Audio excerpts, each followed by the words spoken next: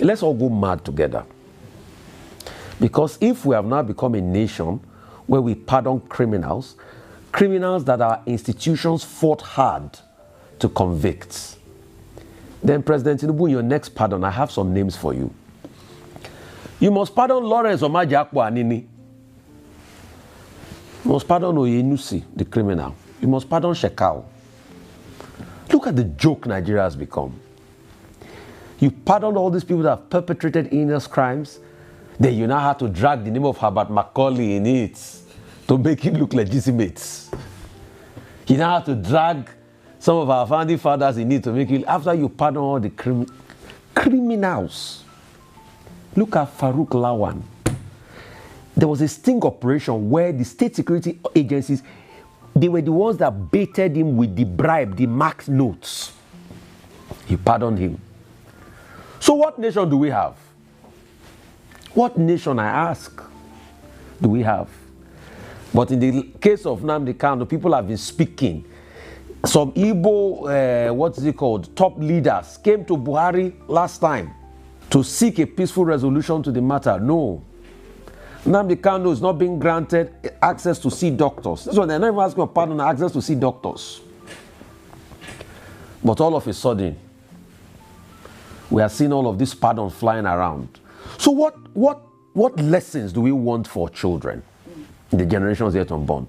A woman, we took the story here, planned the attack for good measure, also lacerated the husband's body. You say you talk to the woman's family before you pass. So the husband family, they have nothing. How would the husband family feel today? And that's the right question. See, the prerogative of mercy is expected that a president will be able to, dispense that prerogative reasonably. But as it is today, like somebody was saying today, I think they should be adding civil society so that we can circumvent the names brought forward. You see, our nation has just become a joke where anything happens. At this rate, we'll start pardoning certificate forgers if they will not even give themselves pardon already. Right. So what kind of nation are we living in? What kind of generation do we want to give? What kind of country? How would they give themselves pardon? Tell me. How would they pardon themselves once they forge the certificates? No, people like Nnaji that their allegations are certificate forging. Yes. When they get to positions, they will pardon themselves now. All right. When they get high up there, they will pardon themselves. We are living in a country where, you are having all sorts of...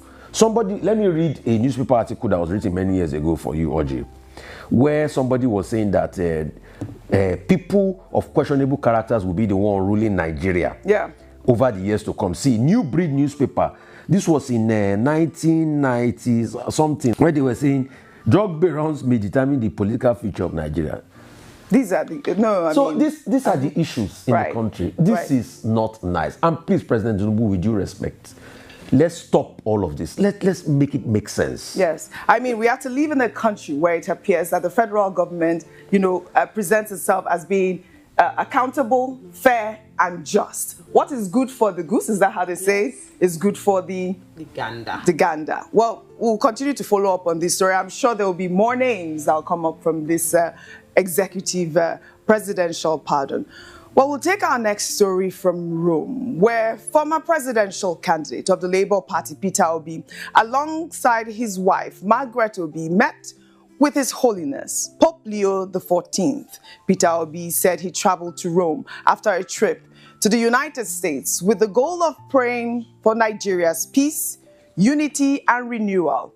Obi made the comments in a post on X, saying that he brought Nigeria's challenges before God during a spiritual pilgrimage. He wrote on X, and I'll read his post in part. He wrote, "At St. Peter's, we were privileged to be received in audience by His Holiness Pope Leo XIV, to whom we humbly appealed for prayers for our beloved country Nigeria. Along the way, we met several Nigerian pilgrims, men and women of faith, whose faces shone with quiet hope. Together, we renewed our trust in God's divine mercy and in the promise of a renewed and better Nigeria." Well, online reactions have been mixed, with some users noting that taking Nigeria's situation to God seems like the best option after exhausting all human efforts. However, Observers highlighted Peter Obi's emphasis that faith should inspire action, with every citizen playing their part towards improving the state of the nation. And I'll take some reactions before I come to you, Vimbai. And this person wrote, truly, Nigeria's problem isn't that Nigerians haven't prayed enough, but it's more of not putting the interests of the country first. If we like, let's pray from now till 1 million years without doing the right thing for our country. Our country won't change. The election period will soon be here. Let's make the right call. Hashtag God bless Nigeria. Another ex-user wrote, whether I agree or not about taking Nigeria's matter to God, I think as a nation, we must first take the matter into our own hands, because even the Bible said the violent ones take it by force until we do our part to take this nation from political vampires, looters, and thieves. God is not going to come down to help. And I think that is a valid point, Vimbai. But in the meantime, President Bola Ahmed Tinubu has arrived Rome, Italy, to participate in the Aqaba Process Heads of State and Government level meeting focused on West Africa's security crisis. The meeting, beginning October 14th, is a counter-terrorism initiative launched by King Abdullah II of Jordan in 2015 and co-chaired by Jordan and the Italian government. Presidential spokesman Bayo Ononuga said the summit will bring together heads of state, senior intelligence and military officials from African countries, and representatives of intergovernmental and non-governmental organizations to discuss evolving security challenges, including expansion of terrorist networks, the crime-terror nexus, and overlap between land-based terrorism in the Sahel and maritime piracy in the Gulf of Guinea. Vimbai, I'd like for you to juxtapose both stories. Here, on one hand, we see Peter Obi in Rome putting Nigeria into God's hands, praying for Nigeria. And then on the other hand, we see President Bola Ahmed Tinubu in Rome as well, engaging with the Italian government over terrorism, insecurity. All of these issues are brought in the front burner for you to discuss right now.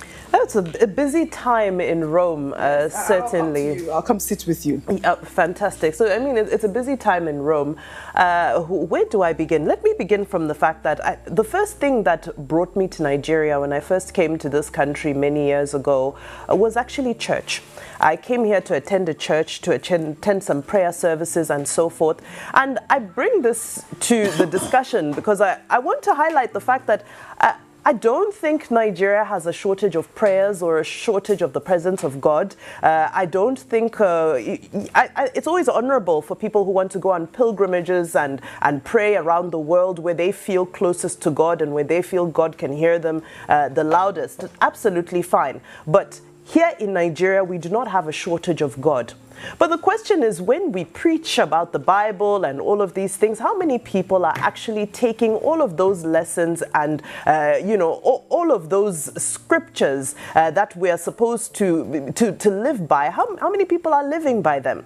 So I think that in the case of, Mr. Peter Obi and his beautiful wife, I think it's a noble cause for them to embark on this journey. But I think Nigerians right now want to hear their proposed solutions as an opposition in waiting, if I may call it that. Political season has heated up and the questions continue to spring up. We're here talking about presidential clemency and pardons. We're talking about the screening of a new INEC chair. We're talking about movements happening with political permutations by the day. There's a lot of uncertainty with the economy. Insecurity, is biting. So as much as this is a noble trip and as a private citizen, he's fully entitled to do so, I think what Nigerians really want to hear from potential leaders right now are proposed solutions. Now, Peter Obi has been consistent in always, adding his voice of opposition, his voice of dissent to various things. But I think where it lacks is that people want to know critically, besides being able to point out where there may be some weaknesses in what the government is doing, what are the proposed solutions and what's the way forward? And I think think it becomes concerning when our way forward is to take Nigeria to God, which is in itself not a bad thing. However, let's get some more sort of empirical ideas on the ground. Now, with the president in Rome as well discussing insecurity, I mean, we're going to continue discussing insecurity for as long as it's a regional issue. And I think that's why, it's become more imperative to engage on an international, even beyond a regional level, on an international level, to try and see how we can find some sort of solution, sustainable solution to the crisis that we have going on in the Sahel. We've spoken so many times about the pressure points, whether it be, what happened from the fallout in Libya, whether it be what happens from Sudan, whether it be, the radicalization, the extremism, whether it's poverty, whether the conversation has been had so many times. Right. The question is, what are the new conversations the president will be having in Rome? What are the new solutions? Because it's no longer enough for us to continue to gather for these talk shops. We've hosted ECOWAS security summits here in Nigeria, but we're not seeing anything coming out of it. And I think it's now time for us to start seeing some more innovative interventions. As much as our armed forces are working, let's start to see more innovation. Right, a quick comment and then we'll quick comment. With due respect, I don't have anything against prayer. I like prayer. But I also like common sense. And I think it's misplaced to go to Rome and say, pray for Nigeria. Pray for Nigeria where? Have they not prayed enough? Is God knows when they've been praying for Nigeria. Look at the Rome Mr. Peter Obi went to. Is it prayer that they used to build Rome? They collected taxes, sales taxes and the likes. You pay taxes? No, they collected taxes. You don't pay POI. You don't pay POI every month. You have to pay taxes. Do you know how much you remove from your deducted PE that we all pay here? No. So they pay sales taxes and everything. They have institutions that work, that make the place work. They didn't say because it's Rome, Holy See, oh, God from heaven, make Rome work. No. They don't pray to make it work. They clean their streets. They make it work. So enough of all this prayer. If in Rome, it is leadership that works there. They have departments of government. Why can't our department work? But when you ask questions about accountability here, I'm not going there. I'm not talking.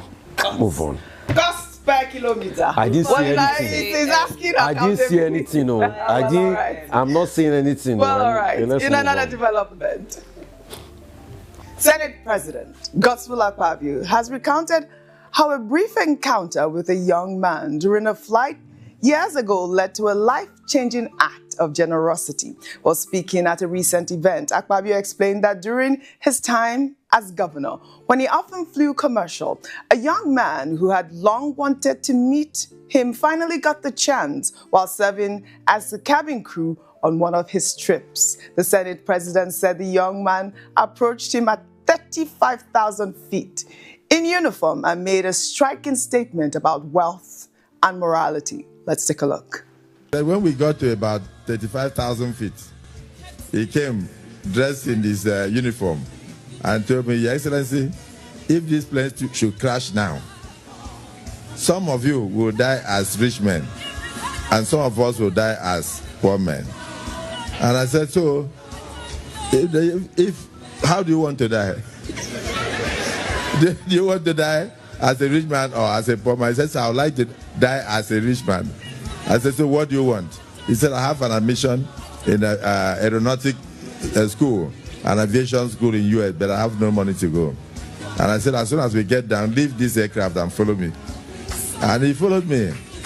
According to him, not from my mouth, he said the first money that I gave to him was about $85,000. And then he brought two of his friends, and I did the same for them. And their lives changed. But since that day till today, he has not seen me. And now he has children. He's very prosperous. He's doing very well. And he was talking to, I think, Daddy Freeze. Freeze, yes, sir. So somebody stumbled on it on Instagram and brought it to show me. So if he's listening to me tonight, tell him that I would like to see him so that he can pay me back some of the money. because in reality, since he has made so much profit, he should come and what did I tell him? He said, how will I pay back? I said, no. When you make it in life, do the same to others. You know I love this story. You know why I love this story. It's all about paying it forward. I mean, I thought that it was a good example that he gave there, and he was quite cheeky saying he wants his money back. But that's really what life is about. You never know who you meet. You never know whose life you're going to impact. At the end of the day, it's beautiful to see that, you know, this sort of conversation happens also within our government officials. Well, finally, on what's trending today. On Sunday, October 12th, Arise News organized a night of tribute for our beloved colleague, Arise News anchor, reporter and producer, Somtochukwu Christel Maduagu, affectionately known as Somi, who tragically lost her life at the tender age of 29. Dignitaries in attendance included the chairman and editor-in-chief of Arise The Stay Media Group, Prince Nduka Obaigbena, Senator Victor Ume, Senator Adam Soshomole, and the First Lady of Enugu State, Chinyere Mba. The Arise News team, led by the Deputy Managing Director of Arise News Channel, Bayo Awoshemo, all paid glowing tributes to our beloved anchor. Awoshemo said Somi became a victim of some of the ills plaguing the society that she had hoped to change. Perhaps the most moving tribute came from Somi's goddaughter. She was alone and saw multiple men storm into her confining space. Saw Nigeria happen right in front of her face. She held onto her railing, trying to get to the balcony of the second floor. The railing failed her just as her country did. My beautiful Auntie Somi slipped. Rushed to the hospital, still breathing. Yet another one of your lies worth believing. Dead on arrival, you claimed. But what about the nurses that should be ashamed? Refused to treat her for a reason, even hearing leaves me enraged. A police report and an ID. She was bleeding to death right in front of you. Were all your years wasted in school? Could you not have even ministered first aid? Did you have to watch my auntie's life fade? How many people have each one of you killed? She could have survived. Whether the chance was near zero, it was there. She was not dead on arrival. She was not dead on arrival. She was not dead on arrival. She did not jump. She did not jump. She did not jump. Let that sink in. I thought I should highlight this particular speech by Somi's goddaughter. Our managing editor also said that we will be better consoled and comforted when the necessary actions are taken to improve our security and healthcare in a way that will be an end to avoidable tragedies.